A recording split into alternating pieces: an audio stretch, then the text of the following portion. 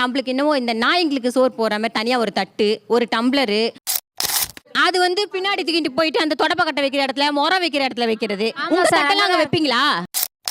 உழைக்காம AC ரூம்ல உட்காந்துட்டு வரோம் நாங்க. அவங்க பிரச்சனை எல்லாம் உங்களுக்கு பிரச்சனையாவே தெரியலையா? அதுக்கப்புறம் அந்த டம்ளரை குடிச்சிங்கன்னா அந்த வாஷ் பேஷன்ல கழுவாதீங்க, வெளியில எடுத்துட்டு போய் கழுவுங்க அப்படின்னுவாங்க. ஐயோ நான் வரும்போது அந்த சனியை அப்படி பண்ணிட்டாமா. நான் இந்த பக்கம் கிராஸ் பண்ணும்போது டெய்லி வந்தால் புலம்பிக்கிட்டே இருப்பாங்க. இந்த ஷெல்ஃபுக்கு மேலே ஃபோனை ரெக்கார்ட் போட்டுட்டு வந்துட்டேன். அது கூட பரவாயில்ல, சாணி போட்டு முழுகுமீங்க பாருங்க. ஐயோ அதுக்கு மாப்பே 4 தடவை போட்டுடலாம். வீட்டுக்கு பணியாளராக நீங்கள் வேலைக்கு ஆள் எடுக்கிறீங்க அப்படின்னு சொன்னால் எப்படி இருந்தால் நீங்கள் வேலைக்கு எடுத்துப்பீங்க? நல்லா ட்ரெஸ் பண்ணிட்டு நல்லா வரணும் சார், நீட்டாக வரணும். நாங்க மிஸ் தென்காசி அழகி போட்டிக்கு போறோம். மாதம் பிறந்தா சேலரி கரெக்டாக கொடுத்துருவேன். நடுவில் வந்து காசு கொடு, ஒரு 500 கொடு, எனக்கு 200 கொடுன்னு கை மாத்தா கேட்கக்கூடாது. இருந்தாலும் கடலமுத்து ரொம்ப ஸ்ட்ரிக்ட்டுப்பா. 5000 ரூபாய் கொடுமா, 10000 ரூபாய் கொடுமான்னு சேலரி அட்வான்ஸ் வாங்கிப்பாங்க. மாதம் 1000 ரூபாய் கழிச்சுக்கோன்னு சொல்லுவாங்க. அதுக்கு நான் அக்ரி பண்ணி இறங்கிட்டேன்னா எனக்கு என்ன தெரியும், நான் எதெல்லாம் செய்யக்கூடாதுன்னு சொல்றேனோ அதெல்லாம் அடுத்துல இருந்து செய்வாங்க. சொல்லாம கொள்ளாம லீவ் எடுக்கிறது, லேட்டா வர்றது, சுத்தம் இல்லாம செய்யறது, இந்த மாதிரி எல்லாம் செய்வாங்க. என்னால ஒன்னும் செய்ய முடியாது. அப்ப புரியல, இப்ப புரியுது. டான்னு நீ கேட்காமலே உனக்கு காசு 1ஆம் தேதி வந்துடும். என்ன நம்பி நீ 100 தடவை கணல் வாங்கலாம். ஆனா என்கிட்ட என்ன ஜோக் காட்டுறீங்களா? என்ன ரங்கா ஜோக் காட்டுறீங்களா? இவங்க ஆஃபீஸில் ஒர்க் பண்ணுறாங்க, இவங்களுக்கு பேங்க்ல லோன்லாம் கொடுக்குறாங்கல்ல, அந்த மாதிரி எங்களுக்கு கொடுத்தா என்ன, சம்பளத்தில் பிடிச்சிக்க போறீங்க. இப்போ உங்களுக்கு ஒரு பண நெருக்கடி வருது, நீங்க எங்கெல்லாம் அந்த பணத்தை கேட்பீங்க? நாங்க ஒரு தேர்ட் பார்ட்டிகிட்ட தான் கேட்குறோம். அவங்க எதனால உங்களுக்கு அந்த கடனை தராங்க? சேலரி இருக்கிறதுனால தர்றாங்க. அதுலயும் சேலரி ப்ரூஃப்ஸ் எல்லாம் கேட்டுட்டு தான் அந்த கடன் கிடைக்குது. அதே மாதிரி தான் நாங்கள் உங்ககிட்ட வேலை செய்கிறோம், கடன் கேட்குறோம். என்னையவே சிந்திக்க வச்சுட்டானே. அவங்களுக்கு மாதம் ஒரு 5000 அல்லது 6000 ஏதோ சம்பளம் கொடுக்குறீங்க. ஓகே, இப்போ இதை வச்சுக்கிட்டு நான் பேங்க்ல 50000 லோன் வாங்க முடியுமா? உச்சாம்பாரா ஒரு புது பாயிண்ட். எனக்கு வந்து ஒரு ஸ்மூத்தா போயிட்டு இருக்கிற ஒரு ப்ராசஸ்ல தீராத அவங்க 2 நாளைக்கு ஒரு வாட்டி அடுத்தது லீவ் போட ஆரம்பிப்பாங்க.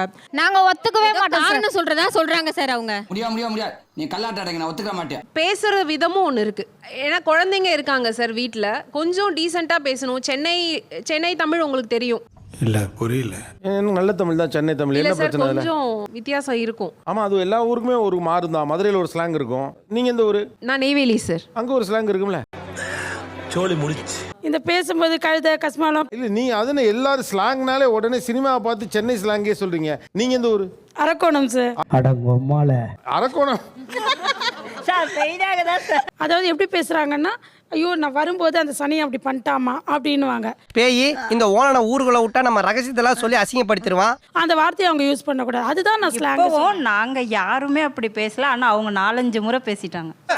அப்ப இன்னைக்கு நீ தான் என்னை பத்தி கேவலமா பேசியிருக்க. அதாவது அவங்களுடைய வட்டார வழக்கில் பேசுறத நீங்க இது டீசென்சி இது நான் டீசென்சின்னு தீர்மானிக்கிறது, அதை நான் ஒத்துக்கல. ஏன்னா அது அவங்களுடைய வட்டார வழக்கு. எங்க மக்கள் பாவம் சார். அவங்க எங்க சரௌண்டிங்ல இருக்கணும். ஆனா எனக்கு தெரிஞ்சவங்க வீட்டுல போய் அவங்க பக்கத்து வீட்டுல எல்லாம் வேலை செய்யக்கூடாது. என் வீட்டு விஷயம் ஈஸியா போயிடுது. ஓ, நீ அப்படி வரியா? அது தெரியாதவங்க வீட்டுக்கு போயிருந்தா பரவாயில்ல. ஸோ ஃப்ரெண்டு வீட்டில், தெரிஞ்சவங்க வீட்டில், சொந்தக்காரங்க வீட்டில் வேலை பார்க்கக்கூடாது. ஆமா சார். நல்லா டெவலப் ஆயிருக்கீங்கடா நீங்க. நான் கிராமத்துல இருக்கிறேன். மாப்பு போடுன்னு சொல்ற வேலை இல்லை. அது கூட பரவாயில்ல, சாணி போட்டு முழுகுமீங்க பாருங்க. ஐயோ அதுக்கு மாப்பே 4 தடவை போட்டுடலாம். சாம்பார் ஆப்பு எனக்கு. இப்போ ஒரு 4-5 வீட்டில் வேலை செய்கிறாங்கன்னு வச்சுக்கோங்களேன். ஃபர்ஸ்ட் வீட்டில் போகும்போது அவங்களே ஃப்ரெஷ்ஷாக இருப்பாங்க, பார்க்குறதுக்கு வெல் ட்ரெஸ்டாக இருப்பாங்க, டீசெண்டாக இருப்பாங்க. இதெல்லாம் ஒரு பெருமையா? என் வீடு லாஸ்ட்டில் வரப்போகிறாங்கன்னா அவங்க காலையிலேருந்து நிறைய பாத்திரம் தேய்ச்சிருப்பாங்க, மாப் பண்ணியிருப்பாங்க. ப்ராக்டிக்கலாக நம்மளுக்கே என்ன ஆகும், நிறைய ஸ்வெட் ஆகி அப்படியே நம்மளே எக்ஸாஸ்ட் ஆகிருப்போம் கண்டிப்பாக. ஸோ அவங்க வரும்போது கொஞ்சம் ஒரு ஃபேஸ் வாஷ் பண்ணிக்கிட்டு அந்த மாதிரி கொஞ்சம் அவங்களுக்கு கொஞ்சம் நீட்டாக வந்தாங்கன்னா நம்மளுக்கு கொஞ்சம் ப்ளசண்ட்டாக இருக்கும். அவங்களோட 200 பெரியார் இல்ல 400 பெரியார் வந்தாலும் முடியாதுடா. எதுக்கு? உங்களை திருத்துறதுக்கு.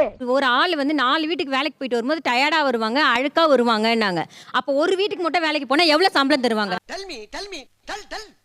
அந்த ஒரு வீட்டு சம்பளத்தை வச்சு நாங்க குடும்பம் பண்ண முடியுமா? எங்க பிள்ளைங்களை படிக்க வைக்க முடியுமா? உழைக்காம ஏசி ரூம்ல உட்காந்துட்டு வரோம் நாங்க. இப்போ அந்த வீட்டுக்கு வேலைக்கு போறோம், போனோம்னா சோபா போட்டு சோபால உட்காந்துட்டு ஃபேன் போட்டு விட்டு ஏசி போட்டு உட்கார வைக்கிறாங்களா? பாத்திரம் தேய்க்க போறோம், கிச்சனுக்குள்ள ஃபேன் இருக்குமா? அவனே செத்தங்கடா, அவன் உங்ககிட்ட மாட்டலடா, நீங்க தாண்டா அவங்கிட்ட மாட்டிருக்கீங்க. வீடு பெருக்கி துடைக்கிற அந்த மாப்பு துடைக்கும் போது வேர்த்து போகாதா? ஒரு கிச்சன்ல போய் சமையல் பண்றோம், அடுப்பண்ணில் என்ன பண்ண முடியும்? அடுத்த வீட்டுக்கு போகும்போது எப்படி நாங்க அந்த முத வீட்லயே ஃப்ரெஷ்ஷா இருக்க மாட்டோம்? என்ன பண்றது? அது நாங்க தப்புன்னு சொல்லல சார், அது இயற்கை. ஒரு நாள் இயற்கைனா வேலை அப்ப அந்த செய்யும்போது- வரும்போது ஃப்ரெஷ்ஷா வரணும்னா எப்படி? அதுக்கு ரீசன் சொல்லுங்க. ஐயோ எல்லா பக்கம் அணக்கட்டான். என் வீட்டுக்குள்ள நான் வீட்டு கிச்சன் வரைக்கும் விடுவேன்.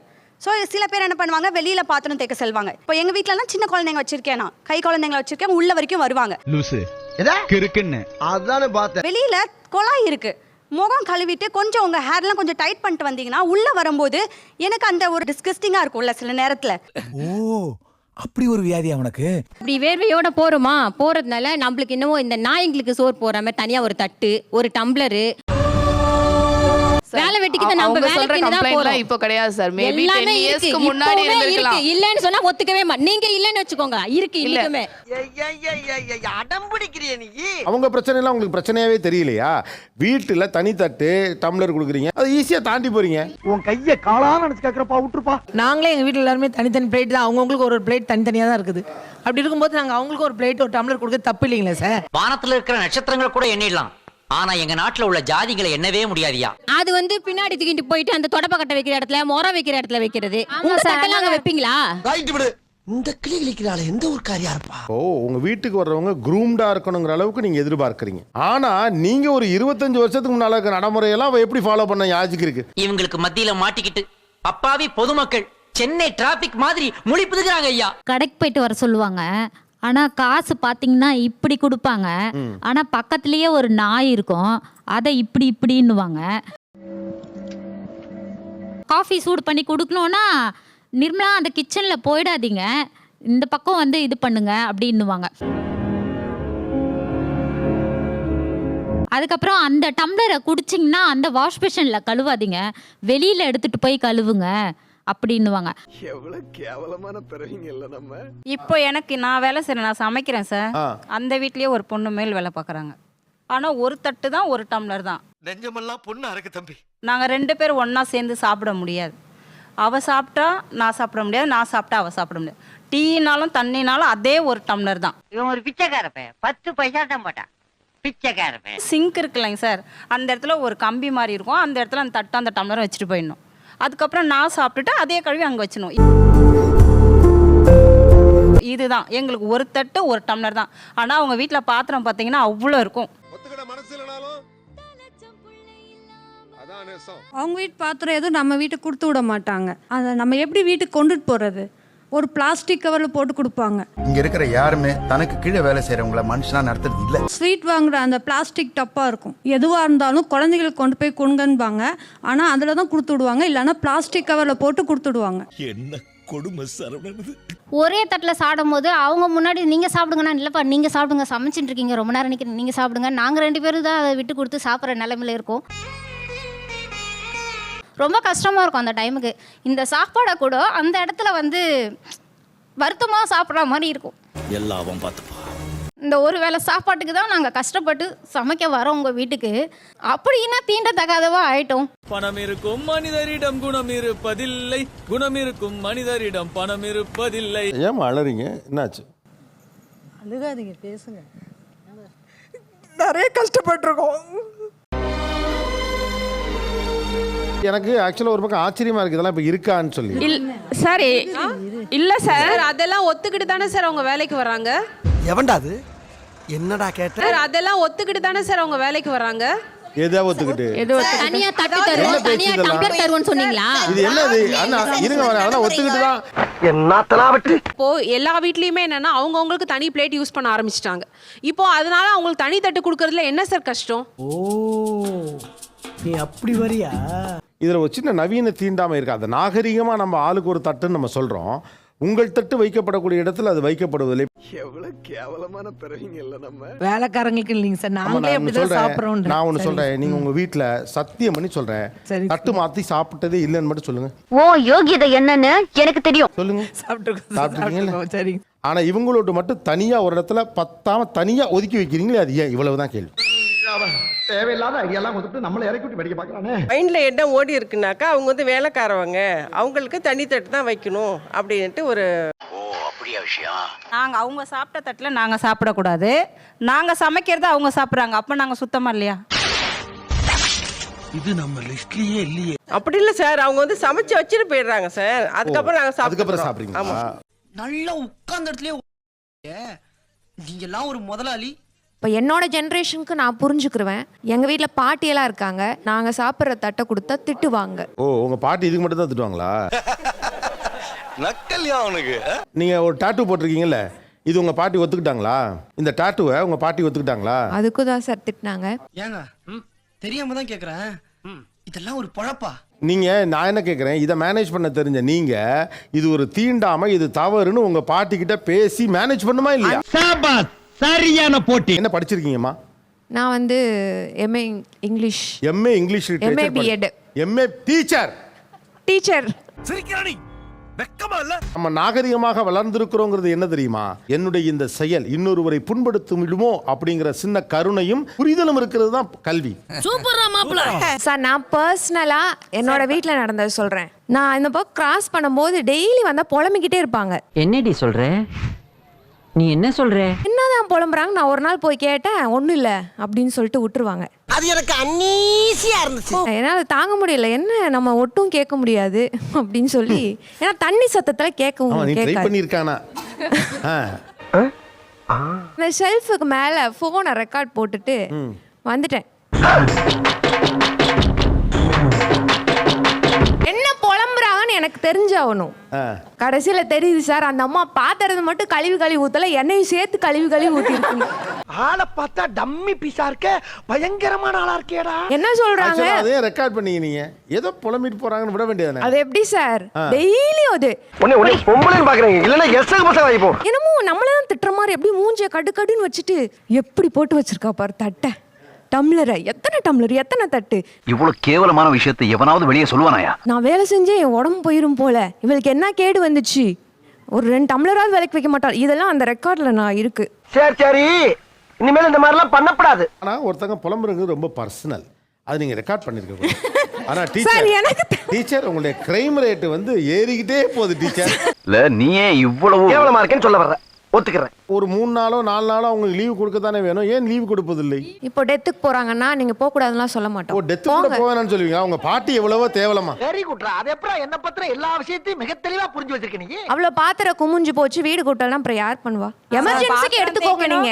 அப்ப எங்களோட ருட்டீன் லைஃப் எங்களுக்கு பாதிக்கும்ல. ஆமாம் அந்த விஷயத்தில் ஜாக்கிரதையாக நாங்கள் இருப்போம். ஆனா நீங்க ஒரு இடத்துல வேலைக்கு போற மாதிரி அவங்களும் உங்க வீட்டுக்கு வேலைக்கு வர்றாங்க. அவங்களும் சும்மா இல்ல. சனிக்கிழமை ஞாயிற்றுக்கிழமை 2 நாள் லீவ் தராங்க. அப்ப அவங்க எங்களுக்கு ஒரு நாள் ஞாயிற்றுக்கிழமை லீவ் தராங்க. உண்மை கரெக்ட். லீவுனா உடம்பு சரியில்லைன்னு சொல்லி எடுத்துக்கிட்டோம். எதுக்கு போய் சொல்லணும்? உடம்பு சரியில்லைன்னு சொல்லி எடுங்க. எதுக்கு போய் சொல்லணும்? எதுக்கு போய் சொல்லணும்? உண்மையை கேக்குறோம், போய் சொல்லி எதுக்கு கேட்கணும்? லா பாயிண்ட்ஸ் எல்லாம் நிறைய பேசுவாங்க சகல. அப்புறம் என்னன்னு சொல்லி கேப்பீங்க? எதுக்கு போய் சொல்லணும்? சரி உங்களுக்கு லீவ் வேணும், உங்களுக்கு லீவ் வேணும், யாரும் சொல்ல மாட்டாங்க. ரீசன் என்ன சொல்வீங்க? லூசுரா, லூஸ் இல்லனே, மென்டல். எனக்கு வீக்ல ஒரு நாள் லீவ் கொடுங்கன்னு தான் கேக்குறோம். உடம்பு சரியில்லை போய் சொல்லி ஏன் லீவ் கேட்கணும்? அந்த கண்டிஷன்ல நீங்க வேணா அப்புறம் ஏன் நீங்க வீட்டு வேலைக்கு வரீங்க? என்ன ஒரு ஏத்தம் பத்தி அவனுக்கு. இப்படி பேசுனீங்கன்னா ஒருத்தரும் வர மாட்டாங்க. எங்களோட பர்டனை குறைக்கிறதுக்கான தான் நாங்க எங்களோட மிஷன் லைஃப் ஒர்க் பண்ணிட்டே இருக்கோம்னு தான் உங்களை போடுறது. என்னடி கலர் கலரா ரீலா விடுற? ஏதாவது ஒரு வேலை சொல்லுங்க, லீவே இல்லாத வேலை. ஒரே ஒரு வேலை சொல்லுங்க. பாரு குடிக்கிறத பாரு, திருவிழாவில் காணாம போன புள்ள மாதிரி. அவங்க நீங்க என்ன சொல்றீங்கன்னா 30 நாள் வேலை பார்க்கணும், முடியாம போனா உங்ககிட்ட வந்து சொன்னா நீங்க லீவ் கொடுப்பேங்கிறீங்க. ஒரு கொடுங்கோல் ஆட்சியில கூட அது நடக்காது. என் வாழ்க்கையில இன்னும் நான் எல்லா கொடுமைகளை பார்க்கணும்னு இருக்கும், எனக்கே தெரியல.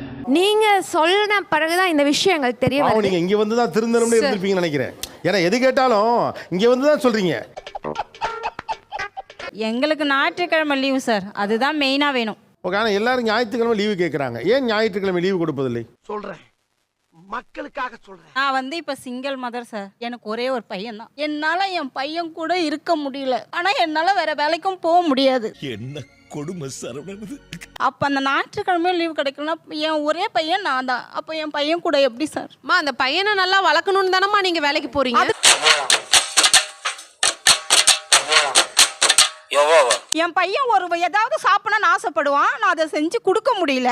அன்னைக்கும் நான் உங்களுக்காக தான் வேலை செய்யணும், உங்க வீட்டு பிள்ளைங்களுக்காக தான் நாங்க வேலை பார்க்குறோம்.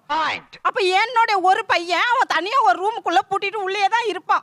இவனுங்க குடுக்குற பிரஷர்ல இப்ப என்னதான் நமக்கு குற்றச்சாட்டுகளா இருந்தாலும் கூட நீங்க நிறைய வீடுகளில் வேலை பார்த்திருப்பீங்க, போயிருப்பீங்க. நீங்க பார்த்த அந்த மகராசி யாரு?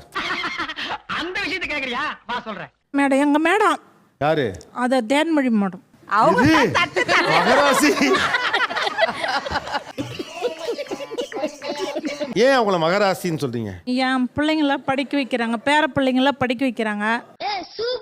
வெளிநாட்டுக்கு போகும்போது சாவி எல்லாமே வீட்டு பொறுப்பு எல்லாமே என்கிட்ட ஒப்படைச்சிருக்காங்க. வீடே கொடுத்துருக்கீங்க. ஆமா சார். ஒரு தட்டு இவ்வளவு பெரிய நல்ல மகராசி தான் நீங்க. ஆனா உங்க மனசுக்குள்ள அது ஊறி போயிருக்கு.